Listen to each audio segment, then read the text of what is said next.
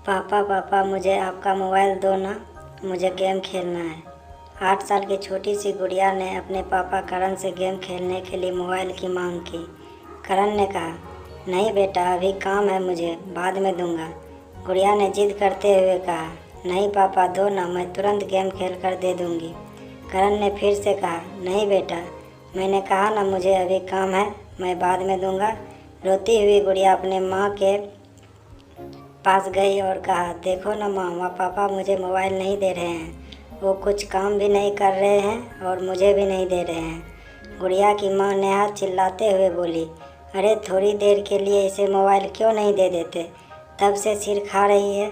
ये आजकल के बच्चे मोबाइल के कीड़े बनकर रह गए हैं।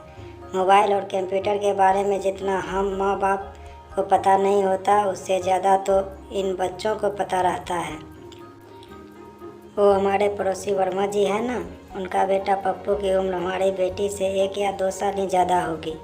उसे जब देखो मोबाइल में ही घुसा रहता है।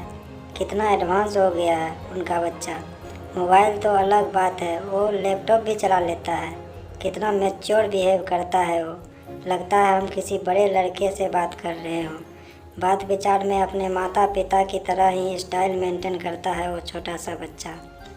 उसके माँ बाप भी तो कितने फ्रैंक रहते हैं सबके साथ बैठकर टीवी देखना, मूवी देखना सब करते हैं। कितने सारे गेम लाकर रख दिया है उसके पिता ने उसके लिए। पूरे घर में गेम की सीडी बिखरी पड़ी रहती है। ऊपर से पप्पू इतना स्मार्ट है कि वह खुद से ही इंटरनेट से गेम डाउनलोड कर लेता है। उनके बेटे को कभी रोते नहीं देखा। दूसरी तरफ हमारी बेटी को देखो, बात बात पर रोती रहती है, हर समय मोबाइल की रट लगाए रहती है। एक आप हो कि उसे तो मोबाइल देते ही नहीं। करण ने कुछ सोचते हुए कहा, वो सब तो ठीक है, उसके गेम खेलने के लिए एक अलग से मोबाइल दे दूंगा, लेकिन इस तरह से वो ज़्यादा मोबाइल यूज करेगी तो उसके आँख पर बुरा असर हो सकता है। नेहा कुछ नहीं बोली तो करण ने कहा, मैं अभी किसी काम से बाहर जा रहा हूँ, लगभग 10 मिनट में आ जाऊँगा, फिर हम लोग सब मिलकर कहीं घूमने चलते हैं। नेहा ने कहा, ठीक है, तब तक मैं उसे तैयार भी कर दूंगी। करण भी हाँ में रजामंदी देकर घर से बाहर चला गया, लेकिन 10 बजे का गया करण 11 बजे तक भी वापस नहीं आया। इस बीच नेहा ने उसे फ़ोन लगाने की कोशिश भी की, लेकिन उसका फ़ोन हर समय व्यस्त ही बता रहा था। नेहा को सोहन की चिंता होने लगी कि आखिर क्या बात है जो अभी तक करण घर नहीं आया। लगातार कोशिश के बाद आखिरकार एक बार करण का फ़ोन लग ही गया। फ़ोन लगते ही नेहा बोल उठी, क्या हुआ? 10 मिनट का बोल गए, 1 घंटे से ऊपर हो गया, तुम्हारा तो कुछ पता ही नहीं। करण ने बताया, आज के घूमने का प्रोग्राम कैंसिल कर दो, आज हम घूमने नहीं जाएंगे, और अगर जाएंगे भी तो शाम को। नेहा ने आश्चर्य और चिंता भरे स्वर में पूछा, लेकिन बात क्या है, कहाँ हो तुम? करण ने कहा, हॉस्पिटल में हूँ। नेहा चीख पड़ी, क्या? हॉस्पिटल में क्या हुआ तुम्हें? करण ने कहा, मुझे कुछ भी नहीं हुआ, मैं ठीक हूँ और मैं तुम्हें अभी कुछ भी नहीं बता सकता, घर आकर सारी बात बताऊँगा। लगभग शाम तक करण वापस आया। आते ही नेहा ने सवालों की झड़ी लगा दी, तुमने तो कहा था शाम को घूमने चलेंगे। ये टाइम भी निकल गया, अब गुड़िया को कैसे समझाऊँ? सुबह से सज धज कर तैयार बैठी है कि कब पापा आएंगे और हम सबके साथ घूमने जाएगी। करण ने कहा, उसे किसी तरह समझा बुझा कर खिला पिला कर सुला दो, मुझे तुमसे कुछ ज़रूरी बात करनी है। नेहा ने ऐसा ही किया। रात को सोते समय नेहा ने करण से पूछा, अब बताओ क्या हुआ, आज दिन भर किस काम से बाहर रहे? करण ने बताया, वो हमारे पड़ोसी वर्मा जी हैं ना, उन्हें एक परेशानी आ गई थी, उसी में लगा हुआ रह गया। मैं आज सुबह जैसे ही घर से निकला तो बाहर देखा पार्किंग एरिया में कुछ लोग झुंड बनाकर खड़े थे। पास जाकर देखा तो पप्पू और 9 साल का छोटा सा बच्चा अपने साथ खेल रही बच्ची पल्लवी के साथ गलत हरकत करने की कोशिश कर रहा था। कुछ लोग उसी अश्लील हरकतों को देख हंस कर बातें कर रहे थे। देखो आजकल के बच्चे को कैसे हैं इनके माँ बाप, जिनके बच्चे ऐसी गंदी हरकतें कर रहे हैं। बच्चों को देखते ही समझ में आ जाता है कैसी परवरिश दे रहे हैं इनके माँ बाप। भीड़ जमा देख वर्मा जी भी दौड़े आए तो अपने बेटे को उस अवस्था में देखकर बहुत ही लज्जित हुए। वहाँ खड़े सभी लोगों ने उनकी बहुत बेइज्जती की।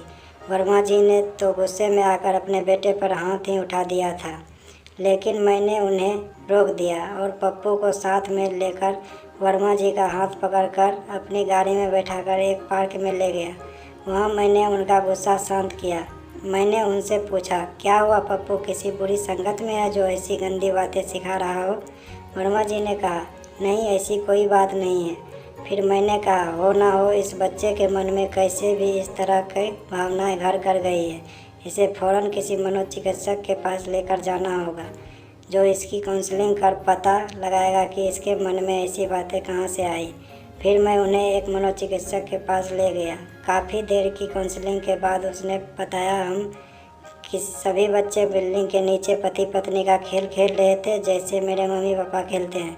मेरे पापा दूसरे शहर में काम करते हैं और हर शनिवार को आते हैं और रविवार की शाम को चले जाते हैं। जब तक पापा बाहर रहते हैं, माँ बहुत ही प्यार से उनके बातें करती है और जब भी पापा आने वाले रहते हैं, मेरी माँ मुझे जल्दी सुला देती है। मैं भी उनसे बहुत सारी बातें करना चाहता हूँ। सुबह देर से पापा जगते हैं और मेरे लिए उनके पास समय नहीं रहता।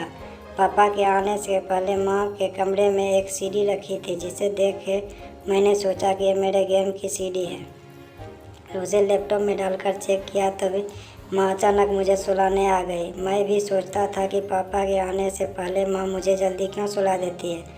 फिर मैंने रात को सिर्फ सोने का बहाना किया और पापा के आते ही सब कुछ छुप कर देखा कि माँ उन्हें प्यार से गले लगाती है और उसके बाद वो कैसे खेलते हैं। पप्पू की यह सब सुनकर मेरे और वर्मा जी के पसीने छूट गए। डॉक्टर ने उसे कुछ दवाइयाँ दी और साथ ही सलाह भी दिया कि तुरंत ही उसका यह माहौल बदल दें, उसके खेल खिलौने फ़ौरन बदल दिए जाएं। उसे माँ बाप का भरपूर समय मिलना चाहिए। उसके सामने कभी भी उस बात की चर्चा ना हो। उन्हें फ़ौरन ये जगह छोड़ना होगा ताकि समय के साथ साथ वह इस वाक़ये को भूल सके। डॉक्टर ने बताया, हम लोग बच्चों को अपने बीच की बाधा समझते हैं और किसी तरह उसे मोबाइल, लैपटॉप और इंटरनेट मुहैया कराकर उसे व्यस्त कर देते हैं ताकि हम अपना काम बिना किसी डिस्टर्बेंस के कर सकें।